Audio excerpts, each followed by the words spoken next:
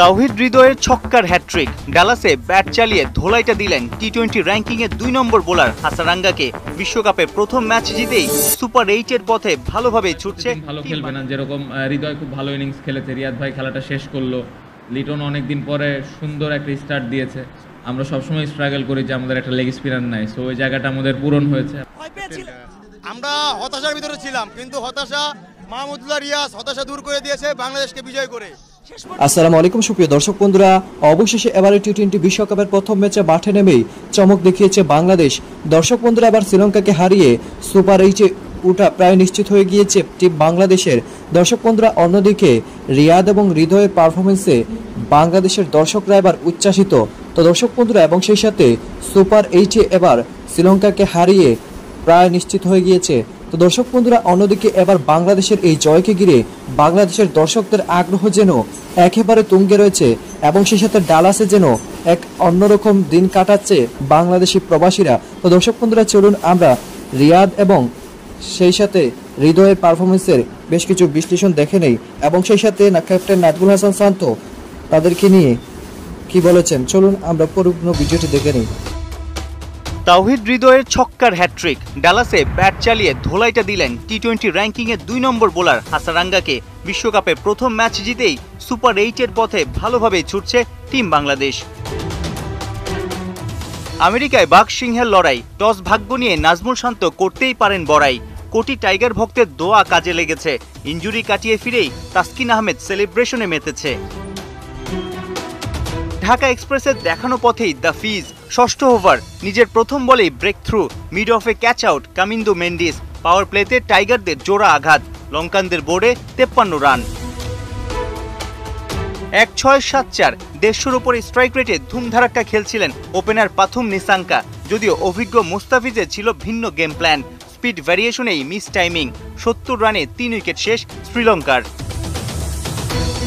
তবে লঙ্কানদের কম রানে বেঁধে ফেলার বড় কৃতিত্ব রিশাদ হোসেনের। 15তম ওভারে লেগের জোড়া আঘাত, আসালাঙ্কার পর ক্রিজে নেমেই হাসারাঙ্গার গোল্ডেন ডাক। নিজের চতুর্থ ওভারেও টাইগার ভক্তদের উৎসবের উপলক্ষ এনে দেন রিশাদ। ধনঞ্জয়ের আউটে লঙ্কানরা চাপে পড়ে 109 রানে 6 উইকেট হারিয়ে। স্লোয়ার, কাটার, অফ কিংবা লেগ কাটার, ব্যাকহ্যান্ড ডেলিভারি, ডালাসে ভ্যারিয়েশনে পশ্চা সাজিয়েছিলেন মোস্তাফিজুর রহমান। 17 রানে তার ঝুলিতেও 3 উইকেট। মোস্তার 14টা ডেলিভারিতে কোনো রানই নিতে পারেনি লঙ্কানরা। শেষ দিকে ধুঁকতে ধুঁকতে 124 রানেই থেমেছে ওদের ইনিংস। প্র্যাকটিস ম্যাচের মতো মূল ম্যাচেও সৌম্য সরকারের শূন্য। তুষারার অ্যাকশন বুঝতে না পেরে দ্রুত প্যাভিলিয়নে ফেরেন তানজিদ তামিমও। ছোট টার্গেট, তবুও ক্যাপ্টেনের কাঁধে যেন বড় চাপ। শেষ কবে রান করেছেন হয়তো ভুলেই গেছেন নাজমুল শান্ত। হৃদয়কে নিয়ে লিটনের চেষ্টা, চতুর্থ উইকেটে 63 রানের জুটি। 4 ছক্কায় তাওহিদ হৃদয়ের 20 বলে 40 রানের ইনিংস ম্যাচের পার্থক্য গড়ে দেয়। অমন পিচ আর সিচুয়েশনে লিটনের 38 বলে 36 রানের নকও বেশ কার্যকরী। শেষ দিকে লিটন, সাকিব, রিশাদের উইকেট হারিয়ে দিকহারা হয়ে যায় বাংলাদেশ। তবে অভিজ্ঞ রিয়াদ চাপ সামলে দলকে জয়ের বন্দরে পৌঁছে দেয়। সাইফুল রূপক। সবাই প্রতিদিন ভালো খেলবে না, যেরকম হৃদয় খুব ভালো ইনিংস খেলেছে, রিয়াদ ভাই খেলাটা শেষ করলো, লিটন অনেকদিন পরে সুন্দর একটা স্টার্ট দিয়েছে। আমরা সবসময় স্ট্রাগল করি যে আমাদের একটা লেগ স্পিনার নাই, সো ওই জায়গাটা আমাদের পূরণ হয়েছে। ক্যাপ্টেন, আজকের ম্যাচে একটা দারুণ একটা দৃশ্য আমরা দেখলাম। বাংলাদেশ বোধহয় তাদের আইসিসির কোনো ইভেন্টে ফার্স্ট টাইম একজন লেগ স্পিনার অসাধারণ বোলিং করছে। এই দৃশ্যটা আমরা কখনো আমাদের যুগ লেগেছে বাংলাদেশ ক্রিকেটে দেখা যায়নি।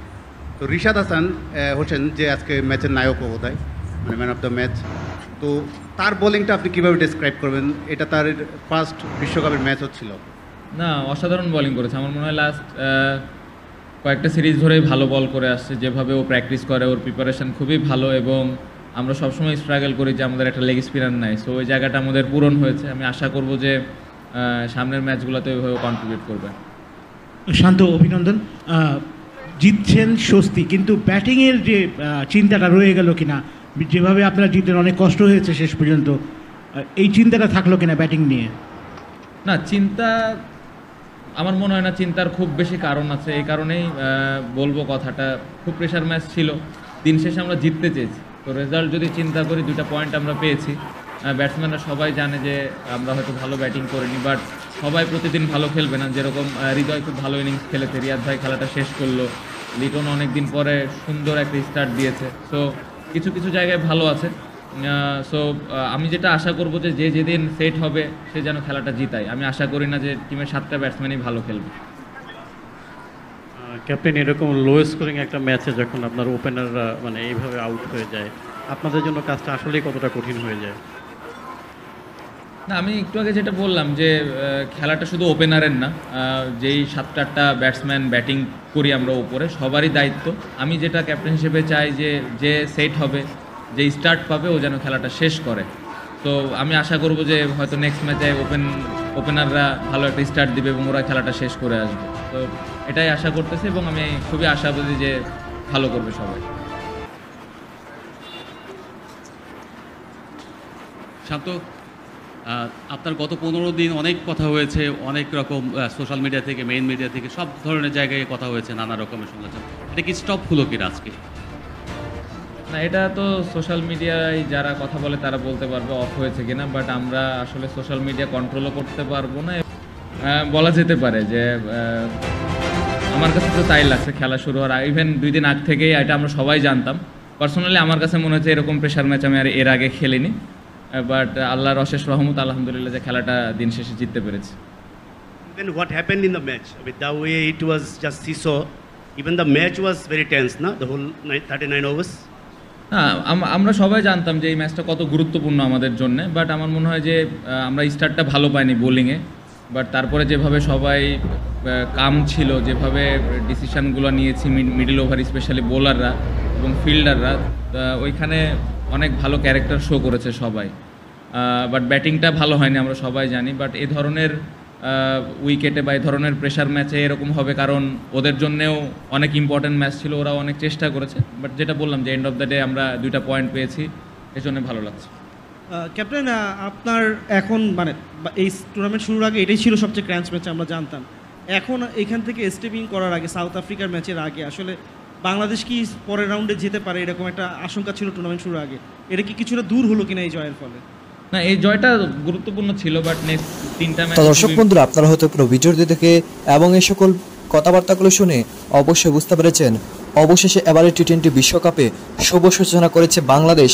আর এই শুভ সূচনা করতে গিয়ে বাংলাদেশের দর্শকদের এবং সেই সাথে মায়ের দোয়ার বেশ অবদান রয়েছে, কারণ বাংলাদেশ গত কয়েকদিন ধরে মায়ের দোয়াতে টিকে আছে। তো দর্শক বন্ধুরা, আপনারা পুরো ভিডিওটি দেখে এবং সেই সাথে শান্তর এই সকল কথাগুলো শুনে আপনারা কি বুঝতে পেরেছেন তবে কি শেষ পর্যন্ত সুপার 8 নিশ্চিত করে ফেলেছে বাংলাদেশ ক্রিকেট টিম। তো দর্শক বন্ধুরা, আপনারা পুরো ভিডিওটি দেখে এবং সেই সাথে হৃদয় রিয়াদের এমন পারফরমেন্স কিরে আপনাদের কাছে কেমন লেগেছে, সেই সাথে বাংলাদেশের বোলাররাও যথেষ্ট ভালো বোলিং করেছে, এজন্যই বাংলাদেশ আজকে ম্যাচটি জিততে পেরেছে। তো দর্শক বন্ধুরা, এ বিষয়ে আপনার কি মতামত অবশ্যই কমেন্ট করে জানিয়ে দেবেন। তো দর্শক বন্ধুরা, ভালো থাকুন, সুস্থ থাকুন, আল্লাহ হাফিজ, আসসালামু আলাইকুম।